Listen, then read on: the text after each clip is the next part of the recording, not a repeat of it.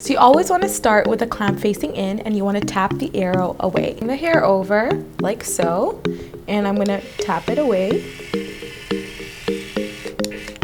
and leave this in my hair for about 5 seconds and let it go. There's your beautiful beach wave.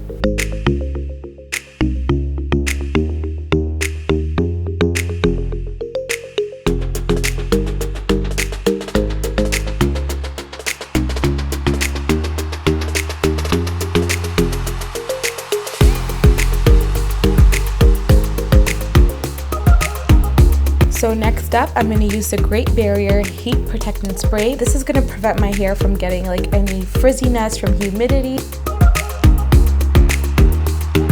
And that's it.